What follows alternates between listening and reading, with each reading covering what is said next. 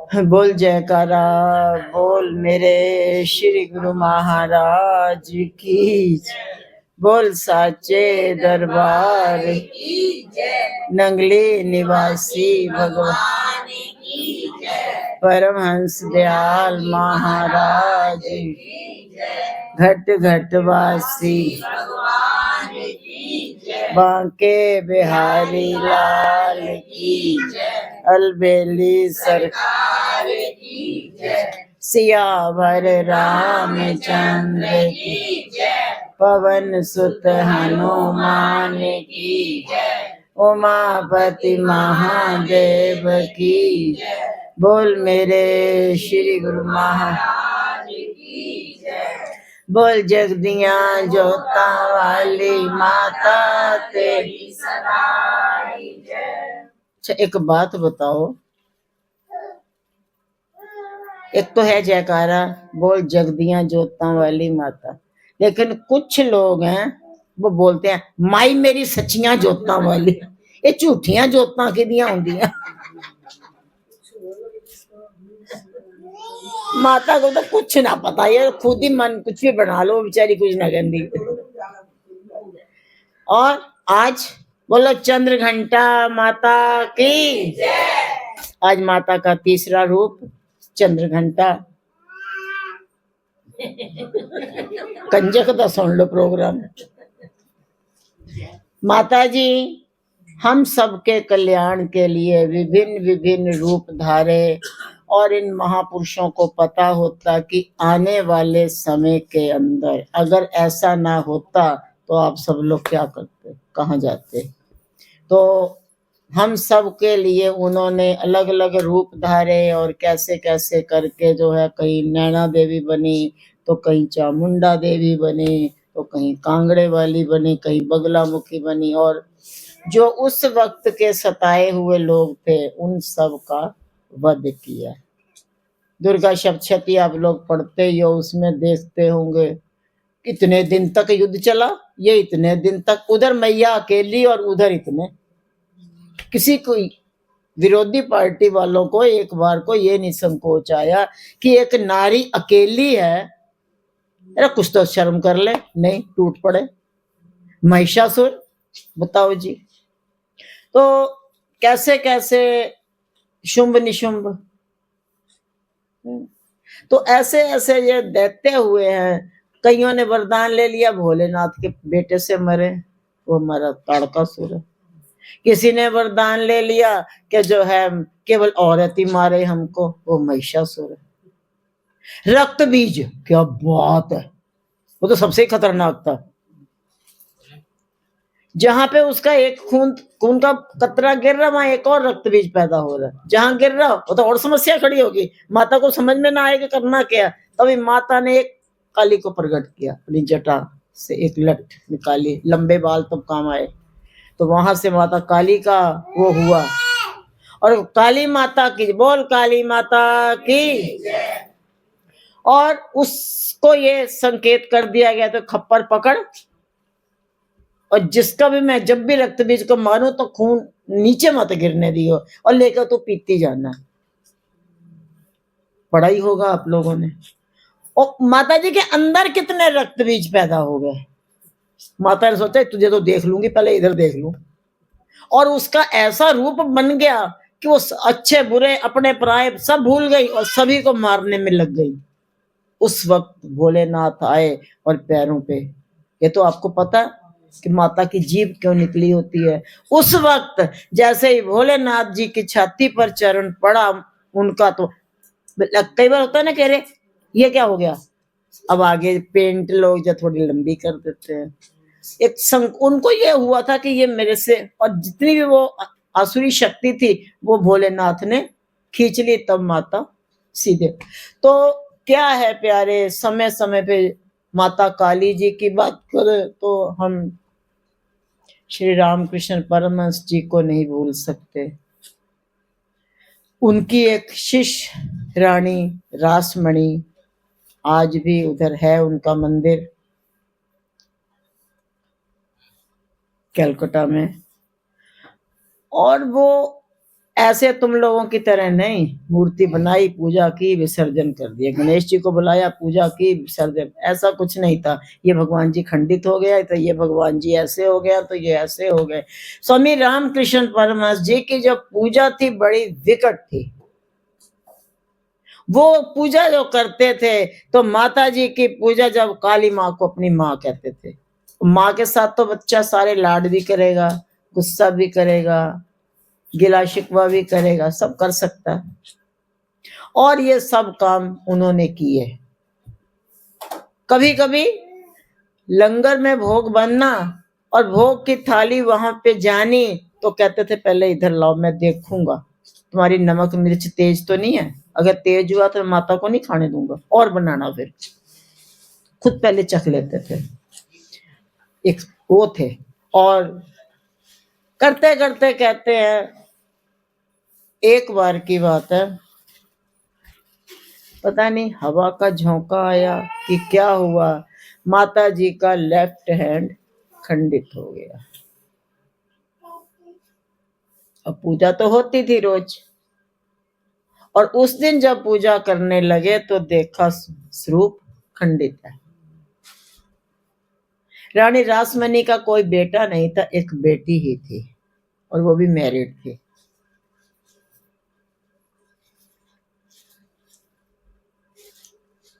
प्यारे, कुछ उनमें ये नरेंद्र जी भी थे जो बाद में विवेकानंद जी के नाम से प्रसिद्ध हुए। ये भी और भी कुछ लोगों ने जाके रानी रासमणी से कहा कि ये जो मूर्ति है ना, इसको जल प्रवाह करके दूसरी मूर्ति स्थापित करनी पड़ेगी, क्योंकि ये खंडित हो गई। रानी रासमणी तैयार हो गई, किसके लिए? विसर्जित करने के लिए। प्यारे, ये बात रामकृष्ण जी को पता चल गई। उन्होंने रासमणी जी को बुलाया, शिष्य थे, प्यार डांट साम दाम दंड भेद सब कर सकते थे। उन्होंने बुलाया, बोले इधर यहाँ बैठाया। फिर बोले कि एक बात बता बिटिया, ये तुम्हारा दामाद है ना, किसी कारणवश ईश्वर ना करे, लेकिन किसी कारणवश अगर इसका कोई पैर टूट जाता है, कट जाता है, तो इसको विसर्जित करोगे? बोले महाराज कैसी बात करते हैं आप, इसको हम कैसे विसर्जित कर? कहते क्यों, खंडित हो गया, फेंको। कहते नहीं नहीं, ये तो दामाद है। कहते वो फिर मेरी माँ है, वो तेरा दामाद है ना, ये वो फिर मेरी माँ है। सोचना भी मत इस स्वरूप को लेके जाने के बारे में, यही स्वरूप रहेगा। और वो जो हाथ था वो वहीं रखा हुआ था। अभी हम लोग होके आए दक्षिणेश्वर, तो वहां देखा कि उन्होंने ना उठाया मक्खन, और मक्खन से पकड़ के यहाँ मक्खन लगाया, उधर भी मक्खन लगाया, यूं चिपका दिया, हाथ आज भी चिपका पड़ा। कहते तुम अपना दामाद क्यों नहीं फेंक सकती? कहते वो तेरा दामाद है इसलिए, वो मेरी माँ है। अगर सही शब्दों में आप मानते हो तो फिर सही शब्द, माँ है तो माँ है। ये नहीं आज माँ तो फिर कल को कोई और, थे परसों कोई और, फिर नरसों कोई और। आप लोग सोचो भी देवता सो रहे हैं तो माता पिता ये सब आएंगे, उसी बीच में 6 महीने चलाएंगे, फिर देवता उठ जाएंगे तो चलो जी इन सबको फेंको। क्यों? ऐसा कुछ नहीं होता। प्यारे, अपने अंदर के भाव को बना के रखना चाहिए। और जिस समय रामकृष्ण परमहंस जी का पास में था समय, क्योंकि महापुरुष जो होते हैं ना प्यारे, उनको इस दुनिया में रहने से कोई लगाव नहीं है, लेकिन वो सेवा भी है, तो वो उस नाते अपने आप को कहीं ना कहीं बांध लेते हैं, कहीं भी बांध लेते हैं।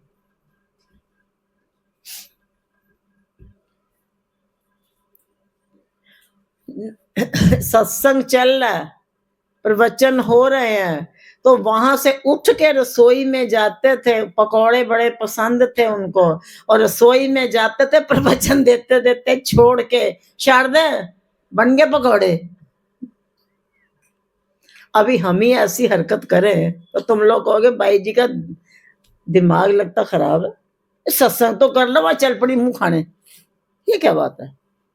गलत बात समझोगे ना आप भी। क्या बता, ईमानदारी से बताना कैसा विचार लाओगे, आएगा कि नहीं आएगा मन में विचार? ये सत्संग करते करते ये क्या बात है? अरे भोग लगेगा तो सबसे पहले थाली आप ही के आगे तो आनी है, तो ये क्या जो है सत्संग करते चल पड़े पकौड़े बन गए, ये क्या बात हुई? वो ऐसे ही करते थे। कुछ समय के बाद नरेंद्र और वे कुछ जो इनका जो भतीजा था हृदय और एक दो लोगों ने मिलके इनसे प्रार्थना की कि बोले प्रभु संगत के बीच में बड़ा गलत असर पड़ता है, अच्छा नहीं लगता, तो आपसे हाथ जोड़ बेनती है कि कृपा करके सत्संग छोड़ के आप जो है अकौड़े पकौड़े की तरफ को ना करे, फिर बाद में तो अपना है ही है काम। उन्होंने माता शारदा जी को अपने फेवर में लिया। अब खुद तो कहने की हिम्मत नहीं है ना स्वामी जी को, तो माता शारदा जी को जब आगे कर दिया तो शारदा जी ने एक दिन हिम्मत करके कह ही दिया रामकृष्ण जी को, ये सारी संगत ऐसे ऐसे कह रही है और ये बात सही भी है, आप सत्संग छोड़ के मत आया करें।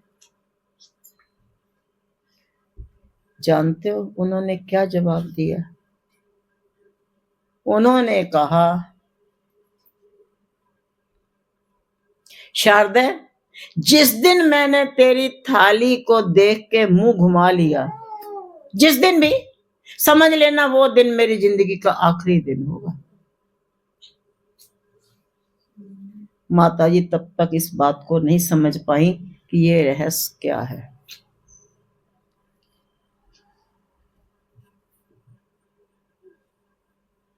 वक्त बीतता गया, एक दिन ऐसा अभागा दिन आ गया, माता जी अपनी ऐसे सजी से, और कुछ लंगर में बने या ना बने पर पकोड़े जरूर बनते थे प्रेम जी के, हर रोज पकोड़े बनने सवेरे शाम।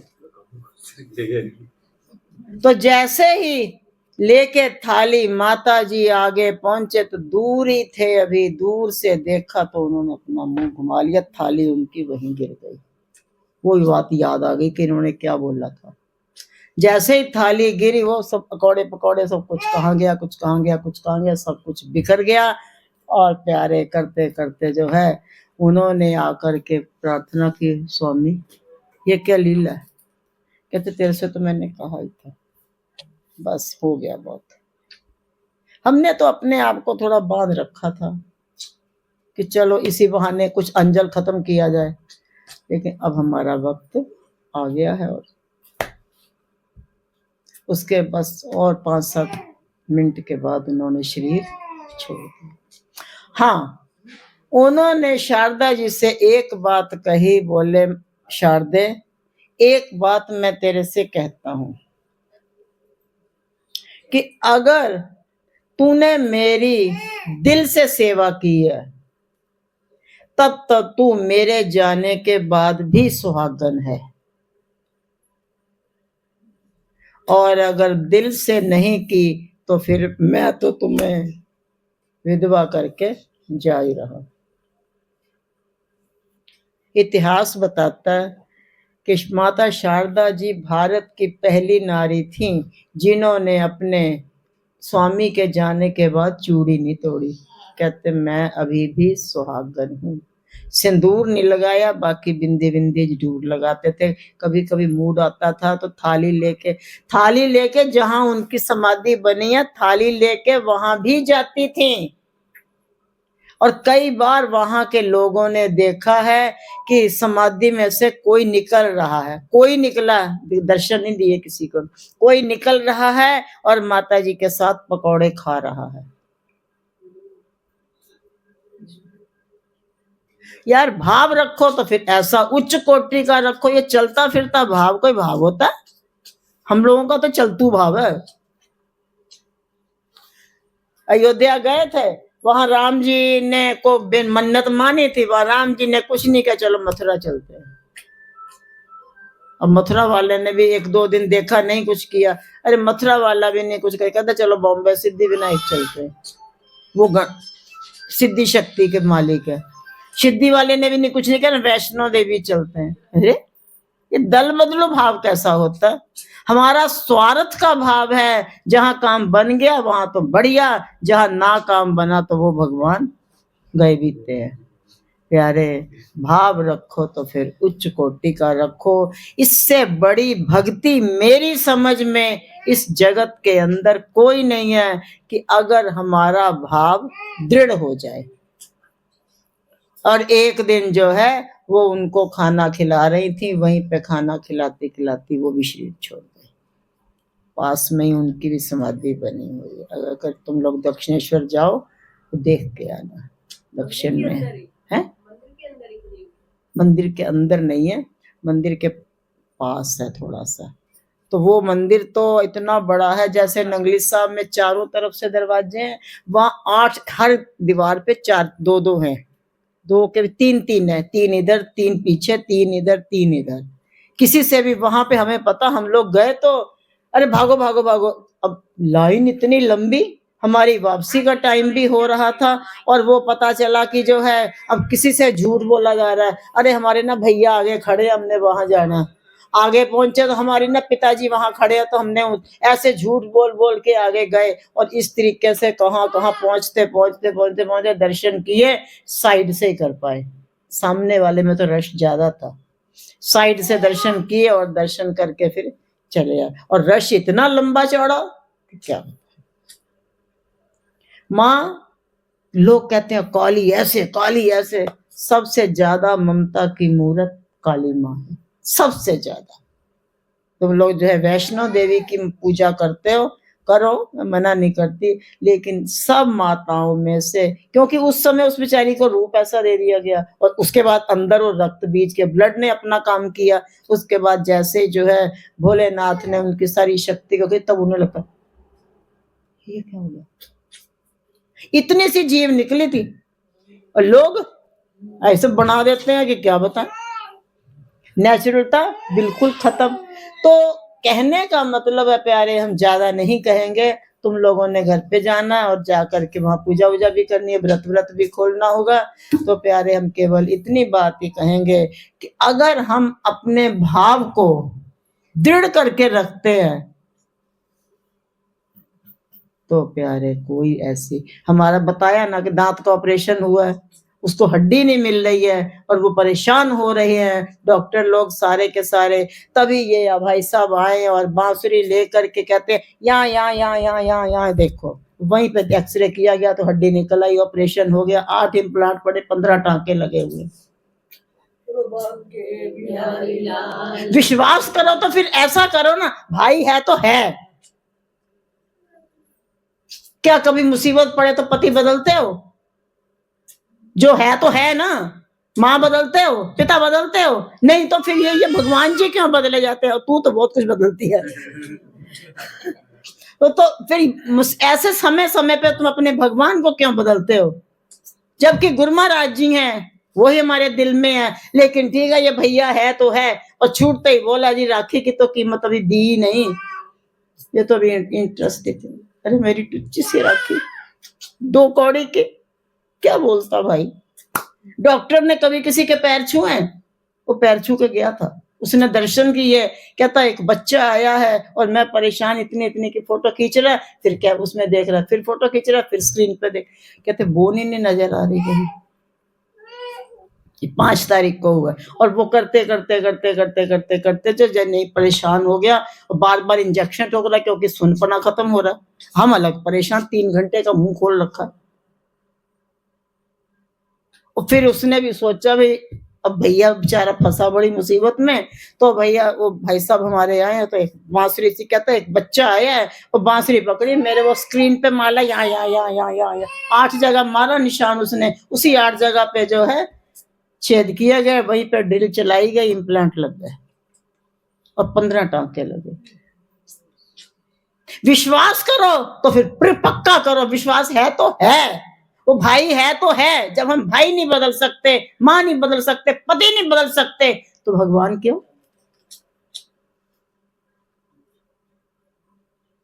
और यही बात है उन्होंने कही थी कि तेरे अगर दामाद का हाथ टूट जाता है तो तू पैर टूट जाता है उसे फेंकेगी? कहती नहीं वो तो दामाद है। कहते वो मेरी माँ है, कैसे फेंकेगी? फेंक के दिखा।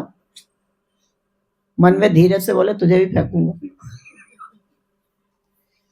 प्यारे, जैसा भी हो, ज्यादा हमारा ज्ञान व्यान नहीं चलता क्योंकि ज्ञान मेरे पास ही नहीं है, लेकिन हाँ इतनी बात हम जरूर करेंगे, अगर हमारा अपने इष्ट के प्रति विश्वास दृढ़ हो जाए। मुनि संदीपन जी ने माता शबरी को कह दिया राम आएंगे, अभी हम आप लोगों को कह देते हैं यहाँ से भगवान गुरु महाराज जी प्रकट होके आपको दर्शन देंगे, उठना नहीं। कितने लोग बैठोगे? तो भाई जी तुम ही बैठ जाना, तुम ही दर्शन कर लियो, हम तो क्या करेंगे? बैठोगे? कोई ना बैठेगा। और उन्होंने 14,000 वर्ष तक विश्वास नहीं डामाडोल होने दिया, तभी जाके जूठे बेर खा के आए हैं वो, ऐसे ना वो खा के आए। वो विश्वास ढूंढने अंदर गई है। प्यारे, भक्ति दो चीजें मांगती है, एक प्यार और एक विश्वास। ये दो चीजें अगर हमारी मजबूत हैं तो भगवान हमारे बिल्कुल पीछे ही है। ऑटो में आ रहे थे, वो पता चला ऑटो वाला कभी यूं देख रहा कभी यूं देख रहा, पुरानी बात है। कभी वो सामने जो शीशा लगा उसमें देख रहा।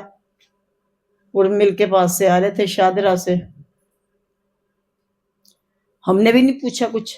हमको ये था, तब हमारे विद्या आंटी 17 नंबर में रहते थे, हमको ये था पैसे मेरे पास थे नहीं, मैंने कहा ये ऑटो सीधा वहीं लेके जाऊंगी, आंटी से पैसे लेकर के इसे दे देंगे, फिर स्वामी जी से कहेंगे आंटी को पैसे दे दो, मैंने ऑटो वाले को दिए थे।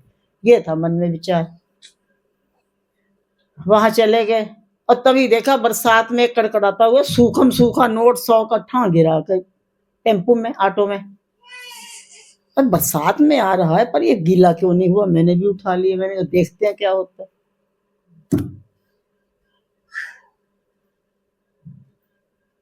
दुख तो मुझे, दिल तो मेरा उस वक्त भरा जब हम 17 नंबर गली में माता के घर के पास रुकते हैं, तो मैंने कहा भैया मीटर बताते रहे कितने पैसे हुए? कहता बहन जी पैसे तो मैं बताऊंगा कि नहीं बताऊंगा वो तो बाद की बात है, आप मुझे ये बताइए उस माता जी ने आपको अकेले को बिठाया था, आपके साथ सफेद कपड़ों में एक लंबा सा बंदा कौन बैठा हुआ था? उस समय गुरुमा जी को कहने की जरूरत नहीं है मैं जा रही हूँ साथ देना, उन्हें पता कि ये मेरे भरोसे है ना, संभाल लेंगे।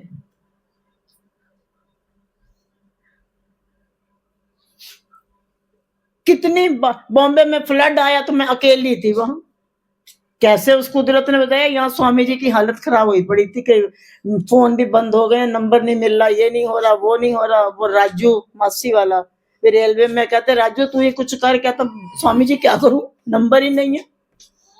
फ्लड आया हुआ, चांदी के घर पहुंचे, उनके घर में इतना इतना पानी भरा हुआ था और जब तक मैं पहुंची वो निकल चुका था। वो मुझे लेने, घर नहीं पता, एड्रेस नहीं पता, हाँ वो उन्हें लेने बॉम्बे सेंट्रल गए हुए हैं, गाड़ी रुक गई बोरीवली, और वो पता चला कि जो है की कुदरत ने कृपा रूप बदल के आगे उठाई, अटैची बैठा दिया ऑटो वाले टैक्सी में, और टैक्सी वाला कहता 300 लूंगा बैंड्रा के। अब 400 मांगे थे, 3 तो वो थे 1 मैं थी, तो 400 में 100 बने। कोई उसमें एक थोड़े से बड़ी उम्र के हैं, आज भी उनका चेहरा आंखों के सामने आ गया नाम लेते ही, और वो जो है बड़े आराम से जो है मुझे साध्वी जी कह के बुला रहे थे। उन्होंने कहा ये ले तेरे 400, और बाद में कहता है साध्वी जी को हमें तो याद आया, हमने तो ना आगे वहां जाना है चर्च गेट, तो तुम ना इनको इनके घर तक छोड़ के आना। आगे से वो इतना इन्होंने कहा कि ना साध्वी जी को तंग मत करना, जो अभी होगा। तो वो कहता वो और कलाकार कहता इनको क्यों तंग करूंगा, तंग मैं आपको कर लूंगा, उसने इसकी बात करनी होगी। वो 400 वाली बात तो मुझे पता है, लेकिन बंद मुट्ठी में उन्होंने जेब में से निकाल के उस व्यक्ति के झोली में कौन सी बरकत डाल दी है तो वो जाने, और वो जाने, वो नहीं मुझे पता।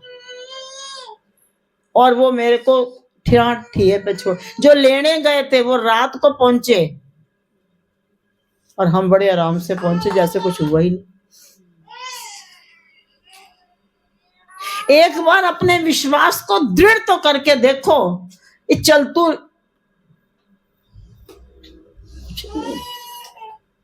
दल बदलना ये तो नेताओं के काम है। तुम नेता हो, ये नेताओं के काम है। ये पार्टी जीत रही है तो इधर मिल गए, कांग्रेस जीत रही है तो कांग्रेस के साथ मिल गए, देखा जो है बीजेपी का पलड़ा भारी है तो उधर मिल गए, ऐसे ही। तो प्यारे, हम ज्यादा नहीं कहेंगे, अगर कोई बात आपको बुरी लगी हो तो उसके लिए क्षमा प्रार्थी है, लेकिन हम इतनी बात जरूर कहेंगे प्यारे कि अपने हृदय का जो प्यार है वो विश्वास दृढ़ कर लो, जो होना वो हो जाएगा, वही होगा जो हमारे हित में होगा। तो आज के इस पावन दिन की बोलो चंद्रघंटा मैया की।